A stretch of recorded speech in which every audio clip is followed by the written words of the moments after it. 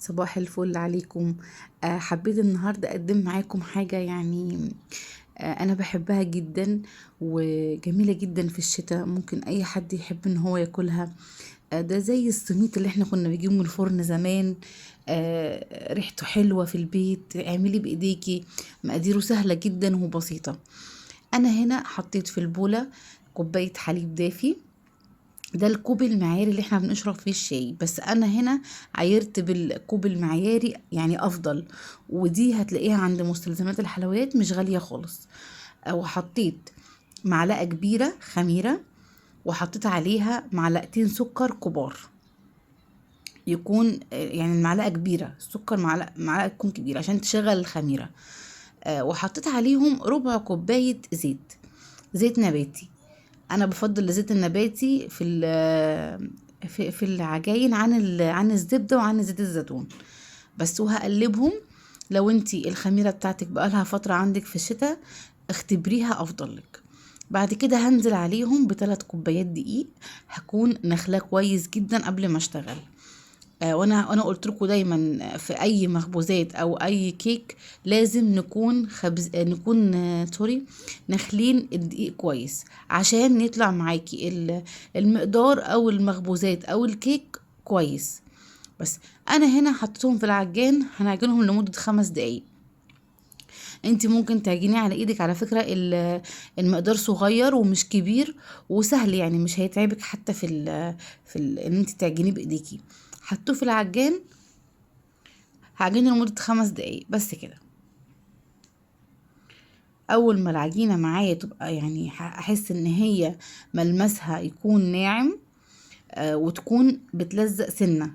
عامة المخبوزات لازم تكون بتلزق سنة في ايديكي، ما تكونش يعني ما فيهاش سنة تلزيق، لا لازم يكون فيها سنة تلزيق. انا هنا نزلت العجين من العجان، وبصي هتلاقيه سنة بيلزق في ايدي. يعني انا حتى حبيت ان انا اوريهولكوا عشان يطلع العجين معاكي منفوخ وهش من جوه. بصي سنة بسيطة، يعني هو مش بيلزق قوي. بس بعد كده هحطه يرتاح، عشان احنا في الشتاء سخني الفرن واقفليه وحطيها لمدة نص ساعة، هتلاقي العجين معاكي بقى تحفة. بس انا هنا بعد ما خمرته بعد نص ساعة، حطيته في فرن يكون متسخن وطفيت الفرن على طول، وحطيت العجين فيه. بس هو زاد الضاعف، يعني المقدار الضاعف معايا 2. بفضي منه الهواء كله عشان اعرف ان انا يعني اشكل العجينة. بس كده. وبقي رشي بس سطح دقيق عشان تعرفي ان انت تشتغلي مظبوط. بس قطعيه بقى. انا قطعته هنا كان كل واحدة حوالي 50 جرام حتة العجين. بس انتي ويمي كده، ما عندكيش ميزان ويمي بايديكي بس. وهبتدي ان انا اعملها كور صغيرة، وهحطها على جنب ترتاح شوية كمان. بس لازم تكوني مغطياها، يعني اهم حاجة ان انتي وانتي بتشتغلي تكوني مغطية كل العجين، ما ينفعش تكوني سايبة كده.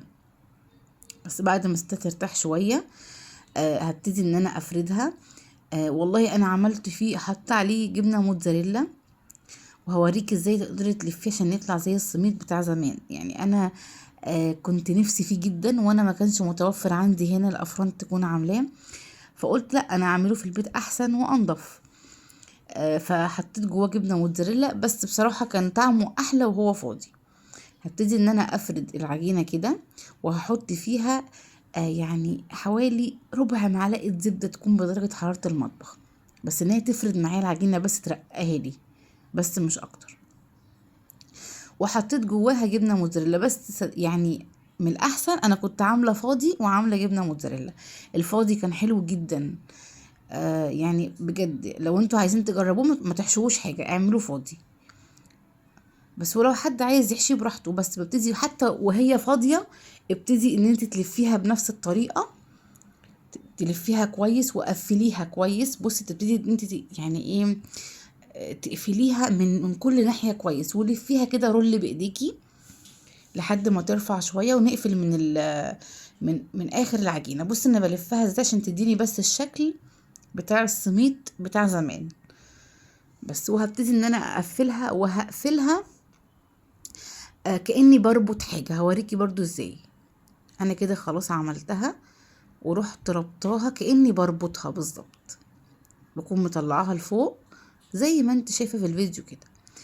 انا عملتها، بس جربوه من غير اي حاجة سادة، بجد كان طعمه تحفة يا جماعة. لتاني يوم كان يعني سخنته تاني يوم الصبح، كان تحفة كأني لسه جايباه من بره. بس انا بوريكي واحدة كمان كنت عاملاها. انا عملت كله بالموتزاريلا بس، يعني وزعتر بس، بجد كان طعمه حلو جدا وهو ما فيهوش اي حاجة. مع كوباية شاي بلبن كده الصبح، وتحطي عليه انت جبنة زي ما انت عايزة، وتقفليه بنفس الطريقة كده. انا كنت عاملاه صغير، لو انت عايزه تعملي كبير اعملي كبير، مفيش اي مشكله.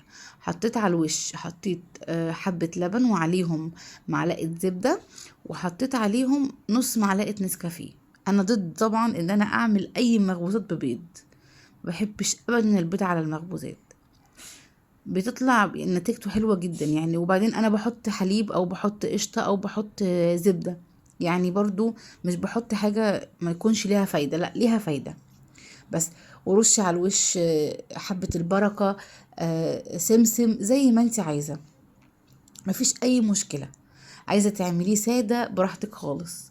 انا رشيت سمسم، وكنت مسخنة الفرن على درجة حرارة 180 في الرف اللي في الوسط. حطيتها 25 دقيقة بالظبط، كان جاهز معايا. اول ما خد لون من تحت السميد، رحت على طول، حسيت ان هو لسه فوق شويه ما خدش لون، رحت مولعه عليه الشوايه دقيقه بالظبط، وكان جاهز معايا. بجد يعني من احلى المخبوزات اللي انا جربتها، والعجينه سهله وبسيطه وما فيهاش اي حاجه. وممكن تستبدلي اللبن، تستبدليه بميه، هتطلع برضو مش وحشه خالص معاكي. لو اللبن غالي عليكي وانت عايز تعملي لاولادك حاجه في ظل الظروف اللي الحاجه كلها غليت كده، لا انت اعمليه عادي بميه، وهيطلع حلو جدا برضو معاكي. بجد جربوه. واحنا قلنا ان شاء الله الفترة دي هنركز على الحاجات اللي هتكون غالية بره، وهنعملها احنا في البيت بسعر ارخص واوفر واكتر، يعني هتكون الحاجة اكتر من بره. لو انتوا عايزين اي حاجة ان احنا نعملها مع بعض، اكتبولي في الكومنتات، وان شاء الله هعمل لكم وصفات كتير جدا. وبتمنى ان انتوا تجربوه يعجبكم، واشوفكم تاني على خير، وباي باي.